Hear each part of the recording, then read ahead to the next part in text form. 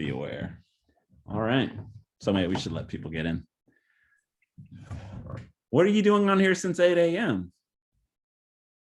Well, I'm teaching digital painting this semester, so that's an 8 a.m. class. Okay. So rise and shine. So you get a break in the middle there, I hope. Yes. Yeah, lunch break between, around the lunch hours. Yep. Gotcha. Here they come. So I think we should start our conversation talking about the Super League. What are your thoughts? I agree. Boy, that was a wild, it's a wild 48 hours. It was a wild 48 hours of world, wasn't it? Yeah, a lot of drama, a lot of I enjoyed it thoroughly. It's like didn't matter at all, but it was very well here. I have not much context for it, so it was just all fun to watch. Right. Yeah, I guess there's a little less on the line for us who haven't lived it for 100 years or whatever. Yeah. But the gravity of the situation was, you could tell, was pretty intense. Yeah. Which I respect, I suppose. Well, I mean, you're a responder of current events and things that are happening visually in the news and things that are going on. I mean, is that something, are you going to make some, is it bringing you more into sort of soccer and thinking about those images?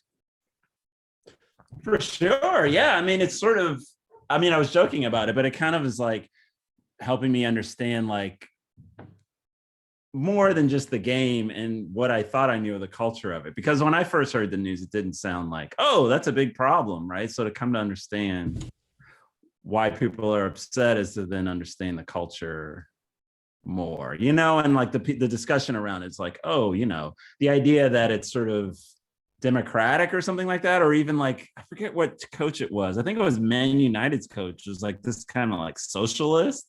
And he thought of it as like socialism and like, like anybody, any team, little scrappy team can build up and potentially be in the Premier League and then potentially be in the, Champions League. It's like, yeah, I always thought of it as, oh, it's theoretical. It's never going to happen. It's always going to look like this. But that's like a real thing that people sort of believe in and care about, right? This is what came out of all this conversation.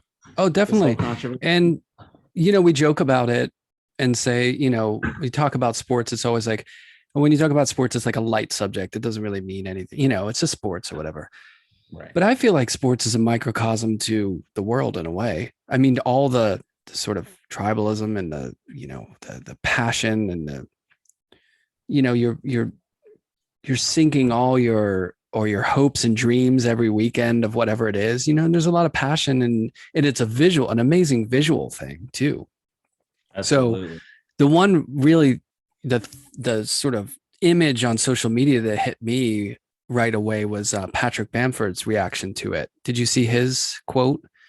No. Where he plays for Leeds United and he's saying like, it's funny how when money comes into the picture, the amount of uproar and the attention. And he said, I just hope that, the issues of racism in the game got just as much attention as this stuff, which I thought was really right on the money, a heavy comment. And it was coming right as, because, the George Floyd, news came out from the trial, like right around that time. I don't know exactly when it lined up, but, I thought that was a really like poignant comment that, because that the issues, if you take football, like soccer, if you take that as a microcosm of the world, the issues of everything's in there, money, drama, race, like all the things that I imagine everything that's in your work as an undercurrent of the things that you're interested in can play out in the microcosm of something like that in sports. Oh, absolutely. And I think that's probably why people we're so enraged about it, right? Because it's sort of like capitalism, sort of like the disparities between the rich and the poor and the power that comes along with that are just all just like so boldly in their face. Like, you don't like it, you don't have any power, you can't do anything about it, right? And it's just like, I think people are just sick of being in that position and like and just weren't going to take it this time. I mean, it's amazing that in 2 days they just shut it down, right? The people without any what we would perceive to be any power in the situation turned out to have all the power, right? They just Right. said, we're not going to take it, right? And I think it was collectively, like both fans, but also sort of ex-players, players, coaches, everybody was like, no, we're not taking it. And like, I mean, that's a powerful, I mean, it's not, it is important and it is important, but it was a powerful thing to see, right? It's like collectively Totally. we have a lot of power, you know? Well, that's And the importance of it, is that people, the idea that people can make the change from the ground up, right? yeah, So you have these sort of people in a position of power who are saying, like, quotes from some of the owners saying, like, this isn't about like the sport anymore. It's a business. So right. we make the decisions. The fans will deal with it. We're in power. And then the fans rise up and they say, we're not going to take this. We're not going to sit back and let our sport be destroyed. And then it turns into something. So, one of the parallel of the George Floyd case and, the verdict when that was handed out, there was another thing that hit me in that, which was someone on CNN, I think, reported that it was the first conviction of a white police officer in Minnesota ever. Wow. So I'm guessing that's true. It was on the news. I don't know. But the idea that, these things are, it's kind of like it took a huge groundswell of rioting, protest, public discourse, sports figures, celebrities, social media, a huge groundswell for something to happen that just should have happened. You know what I mean? That be happening all but along. the idea there is that, change can have, like, that is a change. Like the reaction to that, it took that much, and it's not a total sweeping change where everything's fixed, but it changed. Change, I mean, you happened. remember like Rodney King, when the Rodney King verdict happened, right? I remember being young and that happened and being like, oh my God, like how were they not convicted? And the spectacle of that, those sort of visuals of that. Mm-hmm, mm-hmm. So when I look at your work, I mean, the one piece that I don't apologize, I don't think it's in the current show, but that one piece of the car with the guy who drove through the crowd, Yeah, such a powerful image. Those images get burned into your psyche. You know what I mean? Exactly. So I guess I'm inadvertently here drawing a parallel between like all that kind of like turmoil that happened in that 48 hours. And I think that what you're addressing in your work is really kind of like, that's like a condensed version, you know what I mean, time wise, of a project that you've been doing now for years and years and years. Mm-hmm. You know what I mean? It's interesting in that sense. And you're probably thinking like, I've been chipping away at this, just as, like Black people in our country have been feeling like we've been chipping away at this forever. And when is it ever going to change? You know what I mean? And I guess, how do you feel about, the content of your work now? Do you feel like it's finally seen in a different way, or like that people are responding to it in a way that's not a passive kind of like, oh, well, that guy was, a mass murderer, or that guy was, whatever. And or the discourse is changing, hopefully, in a way that people are bringing something to it instead of just reacting to it. Yeah, I think so. What I would say is that when we were young and the Rodney King incident happened, right? He was beat up by the police. It was videotaped. We all saw it. People even rioted, but we all I had this feeling like, oh, well, nothing's ever going to change. Like those police aren't going to get prosecuted. He's going to go to jail and serve, his crimes. And even if we raise hell, nothing's going to happen, right? And that's basically what happened. And so it just sort of reinforced this idea that like, we can, make a fuss, we can make speeches, we can burn things down, but the system always wins. And I think that ground is shifting, right? I think this summer it started, and like, I mean, we're talking about something on a different level with less, maybe different stakes, but I think people have seen like we have power, collectively, if we all band together and we have allies, within the media and different places, all of a sudden it's like, oh, things aren't as static as we thought they were. And I think this is just going to continue, hopefully. I'm optimistic that when we do that, maybe that'll keep happening, and yeah, as it relates to my work, yeah, I've been chipping away at this endlessly for years and feeling like, I'm the guy at the party no one wants to talk to or something. You know what I mean? Like, I'm like, everybody's just kind of laughing Right. and having a good time. It's like, Rudy, why do you got to keep reminding us that everything's not Right. fine? And, now I don't feel like alone in this conversation. And, it is, I feel, so I've gotten a lot of, it's one of these weird things. And I know some people have had this experience where during the pandemic, during these riots, there's sort of certain people, like, I feel like all of a sudden, people are reaching out to me and they want to talk to me or they want to invite me to speak and things like that. And that's great. I mean, that's all to the better to push this conversation forward. And so it's great. It's sort of like I've been like preparing for this moment in a way all this time and like have things to say. And so, I see it all as a good thing. And I just hope it continues, right? I hope this agency that we feel like we have continues, right?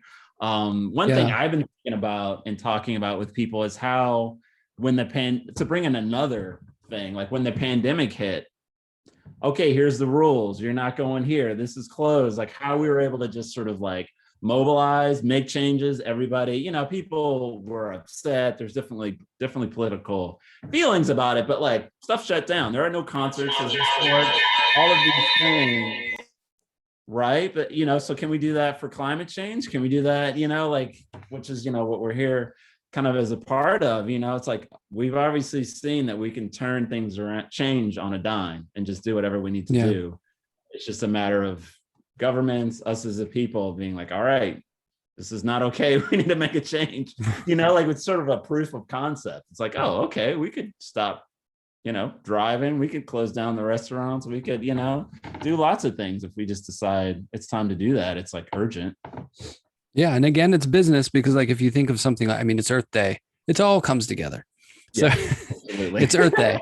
And the idea that, the environmental issue is the biggest issue, right? For humankind. I mean, we're down here, complaining about football or soccer or sports or, or like, well, that person's a different color, that person speaks a different language or whatever. And at the same time, the earth is like, going through massive changes.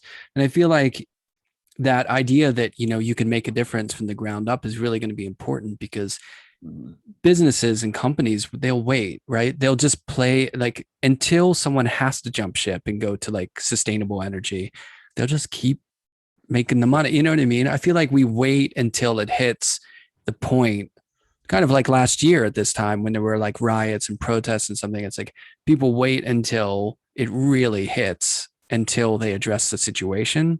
So hopefully this idea of like making change from the ground up can mobilize people to be more proactive against it.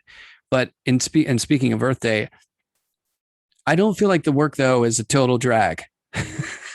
Like I feel like, like the mountain series and the healers and things like that, to me represent this other side of like, it's both escapism in a way of like looking at the bigger picture and not, paying it, just talking about that imagery. It's talking about, the bigger picture and not the minutia of like the day-to-day struggle, but like where we should be able to go in our mind of like relaxation or like isolation or, sort of utopic vision of like not having to like worry about all that noise, that is, that I think is the other side of your work is like listening and fighting the noise at the same time. Absolutely. And I think that, we talk about this, it's discussed all the time. It's like, if we're going to do this fight, if we're going to, work on this stuff, we also have to take care of ourselves, right? We have to, and so this other side of my work, the healing devices, the holy mountains, speaks to this place of like, self-care, like refuge, like, this other, I'm trying to do two things at once and I just can't. I've spotlighted you and I can't spotlight myself. So now you're the star, Brian. That's okay for me. But anyway, let me stop messing around with Zoom and answer your question, which is that, I think that both are important, right? I think that, I work hard on this stuff. I pay attention to what's going on in the news. I react to that. But it's also important that I also take care of myself and find refuge in nature and go out there and appreciate that. And also think about other ways of healing, beyond like, oh, if we could just fix racism, what is it? Is it class? Is it that, like there's all that work to be done. And we're all, I say we as in like, there's some people working on that. There's some people working on, the prison system, abolishing that. It's like, we got this. We got a team together. We're going to work on this. We don't have to, every single person has to get up every day, fight all day long, until they pass out. It's like we're doing this together and in, care and taking care of each other, care being, the category with which I fit into this symposium. Care is important, taking care of ourselves, taking care of others, sharing love, like all that hippy dippy stuff that I love that sort of gets written off as not important is incredibly important, right? And is all part of this process. Right. Well, there's a combination too of like what you're talking about, that idea of self-care and like taking care of oneself and all that. But I also see care too as something that like caring about others' issues, or caring about the greater good, or caring about the environment. You know what I mean? Instead of just throwing away that plastic or whatever it is, you know what I mean? It's proactive and it's self-reflexive, it's kind of got to work both ways. And I don't know if you agree with this too, because like a lot of the people that you've painted in your portraits series, I mean, some of those people are thought of as like, heroes or like, great people. And other people are thought as like, not so great people who cause a lot of strife in something. And I think that idea of care is like, there were probably people who didn't care about those people to get them to that point, or they just didn't care about society. They've been ostracized, and you know what I mean? And I think we've seen that, I think in this last, I don't know if you would call it a cycle, but this last like election where people just want to cast the other away. And you know what I mean? It's kind of like pushing people apart. And I think one of the powers of showing, in that series of portraits, of showing people who are good, or people who we think of as like doing a positive, and then those who have obviously created some sort of negative, is that it's all in the same world and it's related. You know what I mean? It's not as clear cut. And every time you post, I still can't like some of those photos that you post on Instagram because I just can't like it. I love it, but I can't click a heart on a guy who just shot someone. So it's like, that is like a really interesting dynamic too. And I mean, I think it's a really, as far as like the image, as far as an artist creating an image, I think it's compelling to sort of be idealistic or paint things that escape and take you away, but then also to challenge things head on and address that image, and I know you get it. Like, and I did a show where I painted, some stuff that people didn't like, and they'll tell you, right. They'll say like, why would you paint that? Why would you glorify that person or that thing? And it's public consciousness. It's a bigger issue. We're all related. It's all part of the same fabric, But I think the more we address it, as opposed to run away from it, then maybe we can start to like make some sort of like change for the future, ideally.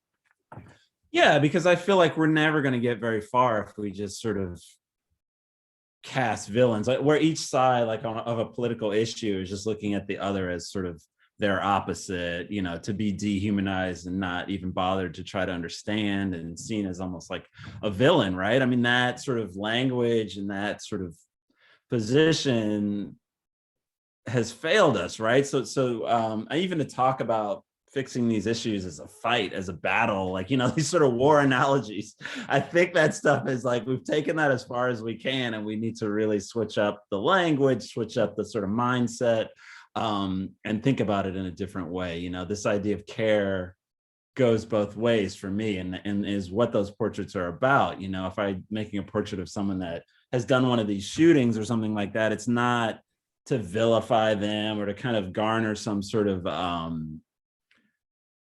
fame or something by doing something, controversial. It's just to challenge myself, and also like the viewer to like, can we look at this person with any kind of care, or be questioned, think about them in any kind of more complicated way to really like, who is this person? Why did they do this? What happened? Because I think it just keeps happening, right? Over and over again, shooting after shooting after shooting. And so just casting them as villains and, writing terrible things about them on the internet is not stopping it, right? So it's like, maybe we need to do some more research on who these people are and why they feel so disempowered or whatever it might be. May get us a little further towards some kind of solution. I mean, I think gun control is important. Maybe we just don't need any guns at all. That's some crazy idealistic stuff, but that's only one piece of it. I still thinking understanding why people are doing this and what can we do to kind of address that is a big part of it. I wanted to say another thing too. So I've been making these painting. I finished one and I'm working on another one of a series of paintings about the Capitol riots and some people inside the Capitol.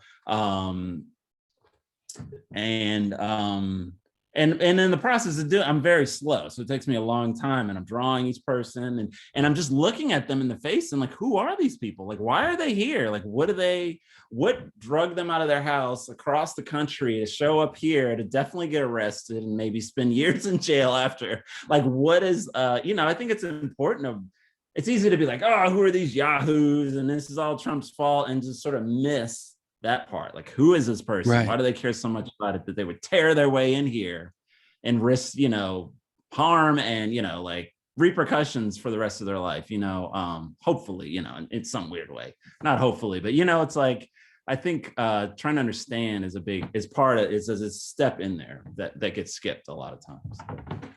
Totally. And I think the dynamic of, we always see the end product in a way. And I think sometimes when I see your work of like images like that, it's kind of like the last stop at the train station, but like someone who has been listening to the news and hearing this drumbeat of like, this is wrong, this is a lie, this is terrible, and now the way information can be sort of curated to anyone's liking, you know what I mean? They can beat that drum over and over until the person goes and does something like that. But what got them to that point as well? The power structure is kind of like what we're talking about, with the owners, and like, does anyone actually hold them accountable, or like, where does it all come from? Is it, we're always so often left with the image of, the person who, like, you've, painted the person who did create this shooting and like make this thing happen. But where did he get the gun? Like, where did all that stem from? How does it's a system that sort of enables that, you know what I mean? And so like, those are, to me, like, if you care to think about those things. And I think when I look at those images of yours, I can't help but filter up from that, you know what I mean? And just see, one hopes that people think about it deeper than just like, oh, that's a bad person, I don't like that person. You know what I mean? And it starts to trigger like a deeper thought about why they are the way they are, Yep, exactly. Not necessarily glorifying them, but like asking a question, like who these people are, how they got to that point. Exactly. So at the same time that you're working on these, something like the Capitol riots, are you also working on like other avenues of work that are maybe the peaceful side, or like the opposite, the sort of yin to the yang? Yeah, always. I mean, so I have a series of sculptures for people that don't know my work called like the healing devices, which are meant to be, some sort of tool of some sort that would like be a balm to all of this. And so I'm working on those, as well as, I mean, one thing I'm always doing is looking at artists, writers, musicians, creative people, thinkers, and making portraits of them as well. Like, it's important to remember to speak about that. It's the criminals, victims, perpetrators, all of that stuff is only one aspect of even just the portraits, right? And so, and the reason that I do that is because it's like, if I'm in here in my studio chipping away at this problem or thinking about it and trying to come up with contribute this other kind of thing to the world, I'm looking at other people that are doing that for me, right? Like, if I read something and it just sort of moves me and sort of gets me in touch with humanity on like another side of humanity, right? Other than this stuff we're talking about, I want to kind of like pay homage to them, right? Especially when someone passes away, like Amiri Baraka, or somebody like that, or and so that's part of it too, is kind of looking at, um, I don't know, more and more I've been thinking about myself being a part of a lineage, and that's not to kind of be like, oh, I'm important, but like I've been influenced by all these artists, writers, musicians, filmmakers, right? And it's all kind of filtering, like I've absorbed all this stuff even before I was an artist, and right. And like being shown, and there's a lot of ethics that get passed along. Like you watch a film, right, by a thoughtful filmmaker. There's a lot of information other than just the entertainment that's happening, right? And so thinking about like, okay, I'm the doing this now. I'm a creative person making something, and so looking back and paying homage to those people, especially as that generation, who would be maybe our grandparents, or the creatives of that generation are sort of passing away, right? And it's sort of like, well, it's, like Lawrence Ferlinghetti, is this great publisher, poet, like he passed away a couple of months ago. I made a portrait of him. It's like, that guy was important, right? We kind of have moved on, and publishing has busted open, and it's more political and open. But maybe prior to him and that generation, it was a pretty narrow tube, which with things got published and discussed. And so, it's just kind of paying homage to them, and the spaces they've opened up for us. Yeah, I think that's one of the strengths of the work too, is that it's more holistic. Like it's not, I think a lot of people will make work and they get sort of myopic, or it's like, okay, well, this is my lane. Like I've got to address this issue. And then the work all becomes kind of like a thesis statement to that one issue. Whereas I feel like in your work, you'll talk about that, and then you'll talk about this other thing, and then you'll talk about the flip side of that. So really, in a way, it's kind of like about the world. It's balanced, right? And any given day, like let's say, yesterday, you're going to have high points in the day and low points. You're going to be busy. You're going to be slow. You're going to, and that's pretty much for everyone, Yeah. So I think it's really, it's great that the work is more inclusive of different sides of life in the world, and not just going like, okay, well, now I'm doing these portraits of, people in the news, and I'm just going to do that every day. And that's the only thing I'm ever going to do. You know what I mean? And, but I don't know if you feel like, I would imagine that balances you as an artist navigating the world. You know what I mean? That you can take those different kinds of subject matter in and work with them. And it's not all that one lane.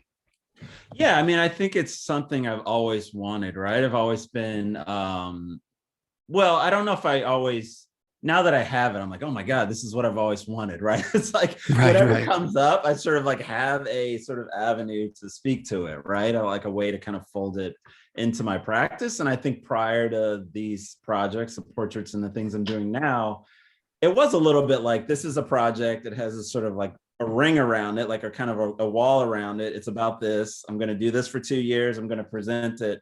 And I have to sort of, to get this done, I have to ignore all the other things going on. And it's sort of, I guess sort of subconsciously, I was realizing as I was doing one after the other, it's sort of like, life is way more complicated than that. There's layers to each of these things I'm trying to talk about. People keep bringing up, well, would you think about it this way? And so it's sort of like, I think kind of this project developing is me trying to sort of, if I'm going to be a political artist, like I want to kind of be able to have some flexibility to be able to talk about all the different sides and the complexity of it, and not be kind of make the same mistake that I sort of am critiquing, or being kind of one-sided. And right, definitely. Yeah. Well, I think that's that. And it's funny because, like, let's say if your thesis in the work was like, well, there's these people out there who are just bad people who are causing sort of like, traumatic events, and that's all you ever worked with. In a way, it kind of like becomes like this sort of sheltered statement. And I think ironically, that's a lot of the problems that we encounter in society about myopic thinking, or things that cause strife and struggle, and stuff, are just people who only see things one way. There's no diversity to thought. You know what I mean? And it's kind of like if you put all your eggs in one basket like that. Now, I mean, if someone's out there and they really love painting circles and that's what it's about, and they just do that every day, that's a little different, I think, than I think it does relate to the subject matter, right? And it depends, how that relationship goes. But I think with your work specifically and the ideas that you're interested in, I think that's a real strength to the work, that it doesn't get pigeonholed. It doesn't get like thrown into that one lane. Exactly. Yeah. And agree. Yeah. And care. Speaking of care, music. music does it, and that's something you're doing too. Absolutely. How does that play into the work and the performative aspects and making music and, that relationship? Yeah, that's just, again, like another lane that I've developed, which you've participated in, and hopefully you could speak to that, being on that side of it, of just another way to express myself, right? I feel like with music and sort of performance, I do performances sort of live with my body. It's like a way to kind of speak, not even, it's almost without a medium. It's like, especially the movement aspect of it. It's sort of like, being able to just talk about what's going on or express. It's more emotional, like expressing my feelings on different subjects or the moment, non-verbally, using sound, movement, these sort of abstract things that ironically, I think most people understand, right? We all listen to music, whether it doesn't have to be classical music or even jazz to be abstract. Right. Like even pop music is abstract, and like what moves you or makes you happy or sad is some abstract sort of combination of sounds and tones and keys and stuff. It's like we understand abstraction, and so I'm using it in the sense of sound, which is sort of a language that we intuitively can relate to, and also through movement of my body, which kind of speaks to how we move through the world and like kind of reading people's language and body language. And you walk into a room and you can tell someone's angry before they even say anything. It's like using that intuitive sense, right? And so it's just fascinating. It's the newest, I guess, thing. It's not that new anymore, but it's still the newest thing that I'm still learning about. And so even as I talk about it, I'm like figuring things out in these conversations.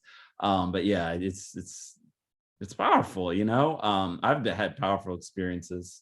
And it kind of comes out of, I've talked about this the other day with somebody, out of going to concerts, like being an artist, working in my studio, making sculptures, making paintings, and then going to a concert and have my mind blown and like my heart open and like laughing on one song and crying on the next, and doing that with like 1,000 people all at once and being like, oh my God, like there's something happening in this space with these tools these people are using that I don't have these tools right now in my toolkit, and I want them. And so this, how that came about basically over time. Yeah, but it's great because they're like tuned in, that whole crowd is all together on a frequency that's like super positive, that I don't think it becomes blind to everything else. It just becomes this amazing. Although like if you look at, a giant army of people, I guess they look kind of like in unison too. That's like the flip side of it in a more scary, not so beautiful way. But when you go to see music, it's so like everyone's chill. Like it's just, and it pulls even if you go, the moment is one thing I would add to your description, is like we're all in this moment right here. Like we've all come here because we enjoy this, and it's just like it's happening in front of us. We know it's going to end and it'll just be evaporate. Like it's just, once it's over, the sound dissipates. So we're like, everybody's tuned in and in this moment, and they don't want to miss it, and so there's something about everybody being present. Man, I miss it. Yeah, I know. It's tough. So much. It's tough. Have you had that experience in anything else besides like concerts? That sort of collective film. Oh yeah, going to a movie theater. I guess everyone suspends disbelief for a couple hours, right? Everyone's in that world, and then and then when the lights come on, you're like, oh yeah, geez, we're here, right? I'm in a space with 100 people. Wait a minute, what? I've also had that experience in theater. I remember seeing Fela, the theater piece that Antibalas did, and the whole theater was like decorated. It was like this total artwork, right? It's just like sound, visuals, language. It was so definitely there as well. Theater maybe equates to it. I think I told you I saw Hamilton. Yeah, Hamilton was there like you go.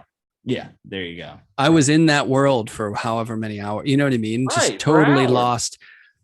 It's right by Times Square. I'm sure there was like, a car crash or like some crazy lady yelling at a taxi driver, or I don't know, whatever. Right.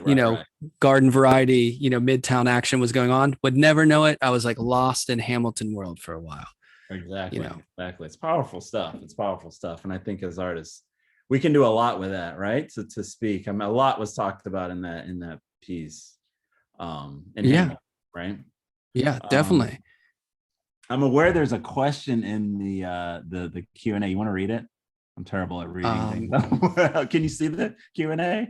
Yes, the first one is from Mikhail, and it says Gandhi's march to the sea worked against Great Britain, which might not have been a question, but it's a comment. And then I love the way you're talking about thinking about the person you're interacting with, not just making them opposition. Can you talk a little about your students and how you help them see other views, the whole person? Surely you've experienced students with opposing views in class. Have you ever had any class showdowns? In class showdowns. Well, not so much that people were on. It's interesting. So I have had class showdowns, and it didn't involve being like someone on the left and someone on the right in a in the way maybe right that you would, so within the art context, right? I taught this performance art class, and man, we had some really juicy discussions about race, gender identity. We got into it in there, and I think that was only possible because of the space we created together, where we gave each other space, like to be wrong, just to ask questions, to like take turns speaking, and like each give each other value, right? I think that's what's important. That's the only way we can have these kind of conversations, if space is made for like people to have different views, to maybe be wrong, not know the whole story, but still be able to speak up about their feelings about something. And that's, as a teacher, I try to create that space constantly, right?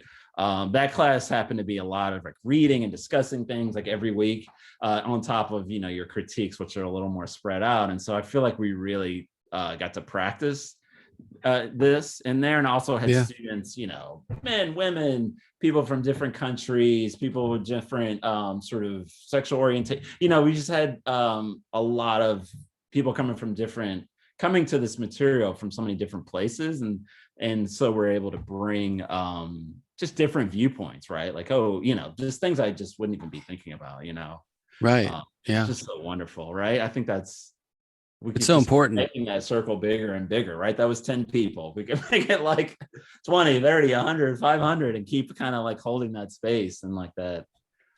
But I think those kind of conversations are so important. They're not easy though. It gets really uncomfortable, and sometimes you feel like it's a landmine field of right. If you say the wrong thing or whatever it is. But I mean, it's so important to be able to hash those things out. And I think a lot of the problems that lead up to those discussions come from places of people who don't have a sort of diversity of thought or experience, so they bring one angle, you know what I mean? So I remember, I think we were talking about it separately in our office, in the art building, but I remember talking one day to my painting class. We had a big discussion about the Dana Schutz controversy at the Whitney, where she painted Emmett Till, and I remember having a huge big class long discussion about that with students. And it was great. At the end of it, it was just, I think, a greater understanding of different people's viewpoints. And it's not a black and white issue, no pun intended. I mean, it was like,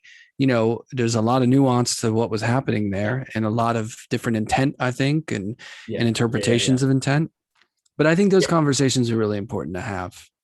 Absolutely. I think it's so important. Also, as us, like the de facto facilitators of these conversations, to sort of model model the behavior we're talking about, like being empathetic, speaking, but also giving room for other people to speak, and sort of acknowledging their speech. I mean, that the controversy with Dana Schutz was just such a great, I hate to use the phrase, I'm trying to think of a better one, but like a teachable moment, because she went into that, she made that work with the best intentions, right? She didn't have to make that work. She could have made a picture of, I don't know, anything, and with her style, and that would have been great, and so, but she went into that because she thought it was important, and she led with her heart and connected to it as a mother, but that's not how it was perceived, right? And so it's just such a great, I talked about that in my performance art class. I mean, it's well after the fact, right? But it's this icky thing that we hardly ever articulate, but it's like, I would talk about the students, I described them, right? Men, women, diverse, from Nigeria, from Iran, like we each have permission to do a certain number of things, and the other person in this group doesn't have permission to talk about that. Like I could have made that Emmett Till painting. Like I sort of have permission, as long as I don't do it terribly wrong. I sort of I'm given this permission, I guess is a better way to put it.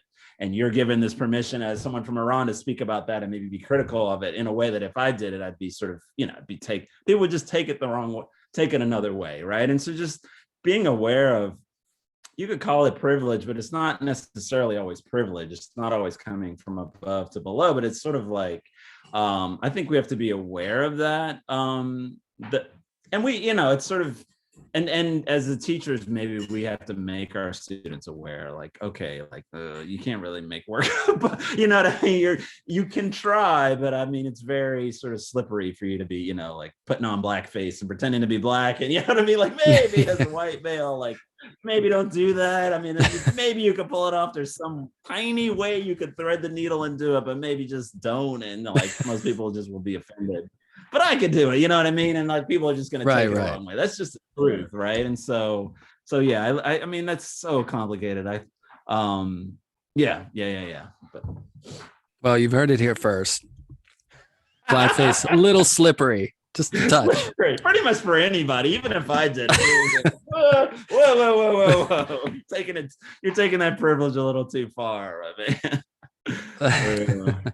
Well, to touch back on it, I feel like personally, I think the music avenue is such an interesting sort of euphoric cancellation most of the time, I would think. I mean, there is some music that goes into a dark place, I guess, but it's just, it's just like this universal resonance that I think is, to me, I always see it as like some sort of like key to unlocking all that other, sort of negativity. Like if we could just be on that harmonic wave forever.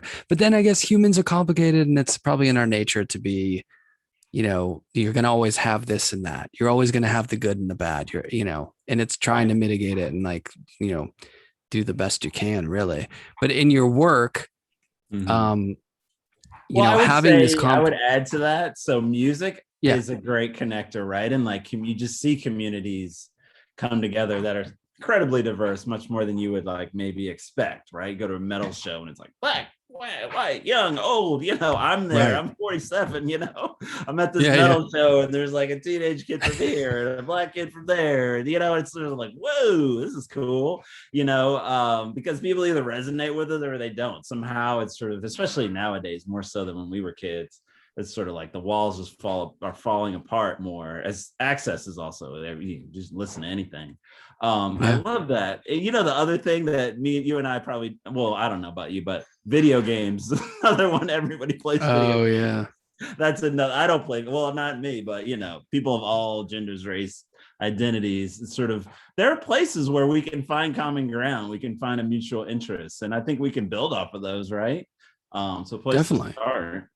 Yeah. Right. Yeah, but it's amazing too that somehow in some of these video games where you create characters, I mean, we both have kids who have a certain age. Yeah. They'll be avatars or something that's not even human, and they'll still find some way to like shame the other one or smack talk or right. All the blue people are together hating on the green. Yeah. It's like, we don't have this sword yet. What's wrong with you? All that stuff. I don't know. Human nature, I guess. Right. So do you want to, while we have time, do you want to speak a little bit about the images in the show and kind of like, what that work is tapping into? Absolutely. I can actually share my screen for and walk us through. Actually, what I'm going to show you is, I'll elaborate because we have time. I'll show you even more than what's in the show. Maybe I can go to full screen. This is just in iTunes, but can you see it? Yep, loud and clear. Cool.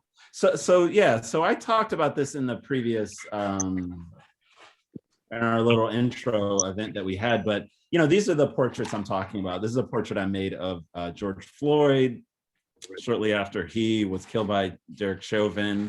this summer, Mood Arbory. And these are usually done sort of right after the situation and in response to them. And I also post them on social media, like immediately when I make them.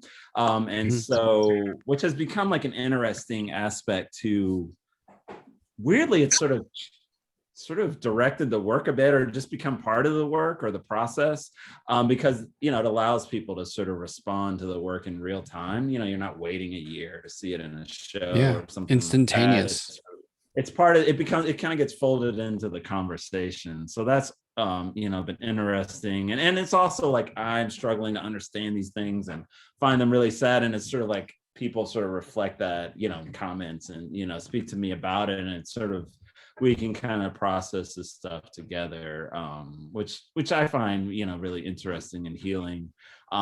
This is Breonna Taylor, obviously.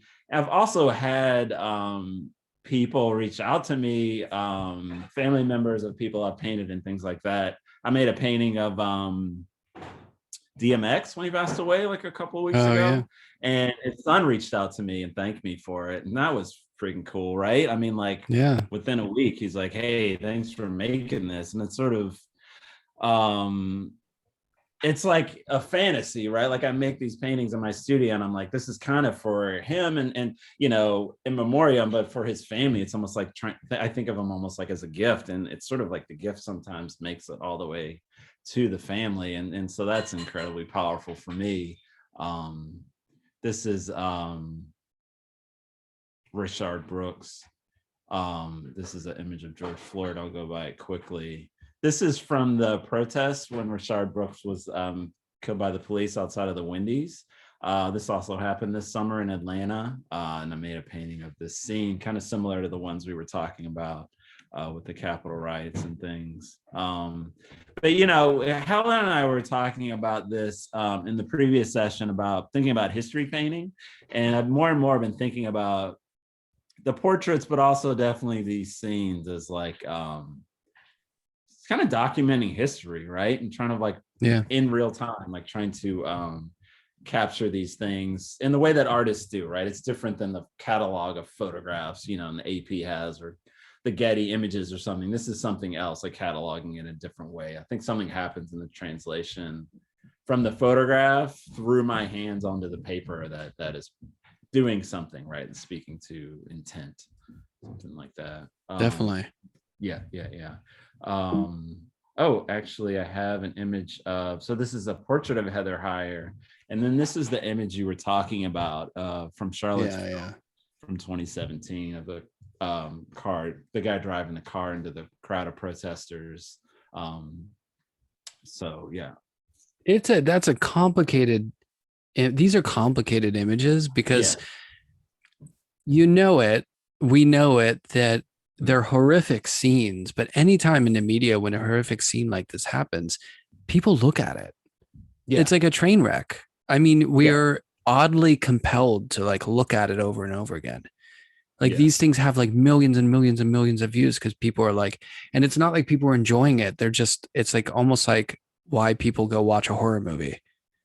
Right. I mean, there's also an aspect of it. It's like you can't believe it, right? You hear the story and you can't of course, believe it happened. And so we're just so tuned, like we're visual creatures. And so to go and see and be like, and also there's something else that happens. Like for me, when I heard about it, like I usually listen to the news like NPR or something like that. So I have to go and make an effort to go find an image unless I happen to walk by a newspaper or something. And so when I went and dug up this image, I was like, there's so many layers of things happening, right? I mean, first of all, it's much crazier than I sort of my creative mind could envision when I heard the story. The shoes are flying everywhere. There's something about the reality of, someone's upside down, all of these details. But then there's also all the different groups that have come together that are represented by all the flags and signs and things like that. There's all this information, just like, it's all there, right, in this image. And that's sort of what compelled me to want to reproduce it on a larger scale and take a month to do it or something. And sort of like, this is important. There's a lot here. This is a moment in history, and I want it to be that. I want it to not just kind of go by and just be another story that we sort of forget about. So that's what that is. This is Eric Garner. Similarly, right? Like, is he so big and scary that you had to do this to him? It seems like there's 4 people and they have it covered pretty well. It's sort of like the photograph, the image kind of speaks to sort of some of the fallacious sort of story that gets told about the incident, right? Right, definitely. Like I saw that and I was like, wait a minute, he doesn't look, it's sort of, there's something just naturally, you're just like, wait a minute, it's sort of like, speaks to it. And again, this idea of like history painting, this is one I did when Trump was elected president. This is at the inauguration, like protesters burn one of the limousines of the people going to the inauguration. And it both really did happen. And it's just a great symbolic like image of how most people felt. Half the country, I guess, or 49% of the country felt about what was going on at that moment. Right. And so I'm really interested in things like that are like both real sort of analog replications of something, but also symbolic that like kind of last beyond that moment. They're not just about that moment, they're about what it represents, right? Quickly, thinking, I was just going to say, in thinking about this stuff in relation to history painting, like whenever you showed the Wendy's on fire, I thought of the 3rd of May by Goya, the execution painting. Yeah. And like, whereas like some of those masterpieces, quote unquote, are like, painted with such fervor, and then they're like these very accomplished. I always thought of like these paintings that you're doing in a way, it's kind of like, it makes sense that they're painted the way they are, which is very straightforward.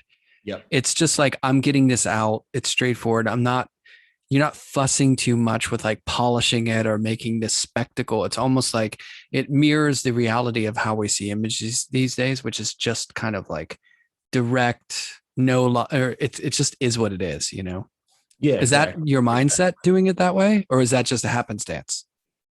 Well, no, I think that there's something about like it's the photograph already exists in its perfection, right? So there's something about just like doing it by hand and not getting it totally right that actually speaks to kind of how you feel about it. Or, it's like, I'm no expert. I just need to say this. And I think that comes across when you see it. It's like, he just needed to do that. There's something like, he didn't spend 6 months polishing every little flame. And it's about like, look at me and how good I am. It's not about, you know what I mean? Like, look at what an expert I am. It's more about like, I feel really strongly about this and I need to express it quickly. Right. This is urgent business. So it's interesting the way you put it, because it helps me kind of articulate that. Yeah. Meanwhile, I'm sitting over here painting flowers. Sheesh. Flowers are important too, man. We need flowers. Especially now as we're like sort of just getting out of winter. Spring is coming. They've never been more important. Are you kidding me? It's all about beauty, right? Isn't it? It's the famous saying is like, it's either about beauty in the world or the lack of beauty in the world, right? That's what all work is about. Exactly. Yeah. And I'll just show quickly. These are like the more healing sculptures. So this is a black rock negative energy absorbers, which is part of a series ongoing. So these are some of that are more like in the gallery, sort of life size. And these are some outdoor ones. And this is my character, the healer, when I do the performances. This is a performance I did in New York. And this is a sculpture I did in Pittsburgh, Black Rock Negative Energy Absorber. That was part of the Three River Arts Festival in 2017. And these are some stills from the performance that I did, invoking. And then look, who's there in the corner over there, all blurry. No, I didn't make you blurry right there. That was a photographic choice. There's Brian there participating, playing the guitar. That's behind him. Christoph, maybe the one behind you, and Christoph Kanaka, who's a jazz musician and teacher. And then these are some of the healing devices, the ceramics that I've been doing since I've been at Penn State. The wonderful facilities we have there. And these are the holy mountain paintings we were talking about. This is Mount Shasta, which is in Northern California, and Huangshan Mountain in China. Devil's Tower, Bears Lodge, which is in Wyoming. And that's a smaller version of that. And that's Mount Fuji in Japan. Fujisan. Yeah. Sacred spaces, refuges from all this chaos we're talking about.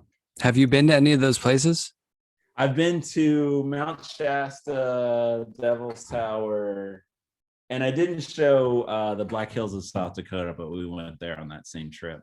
This epic West Coast Holy Mountain adventure. Yeah. Well, hey, it is almost 8:00, so we should probably wrap things up. And thank everybody here for coming. I hope you enjoyed it. Last minute, if you have any questions, please fire away in the Q&A.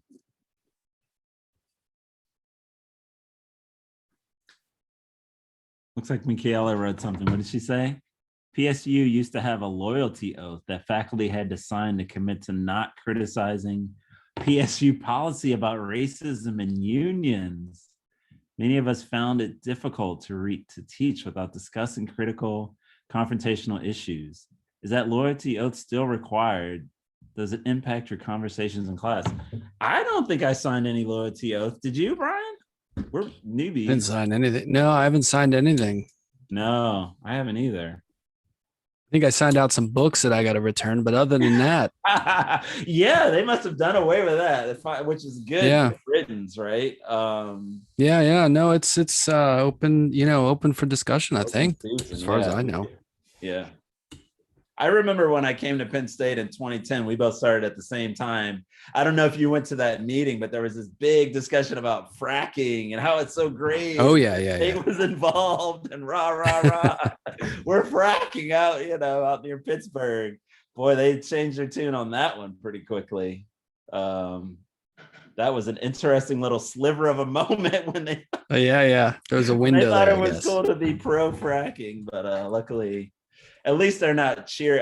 I don't know if we're still involved in it, but we're not promoting it as a good thing that we're doing anymore. Yeah. All right, buddy. All right. Well, we'll leave it there. It was good Thank to talk. you all for coming. Neil, thank you for your comment in the chat. We see that. Brian, really great to chat, man. Always a blast. Likewise. Let's do it again soon. We gotta play some music soon for the people too. Absolutely. Yes. Some healing. We need a healing after all this cooped up in our homes pandemic situation. For sure. Thanks, everyone. All right. Have a good night, everybody. Can I stop do I have to just end it? Yep. All right. Good night, everybody.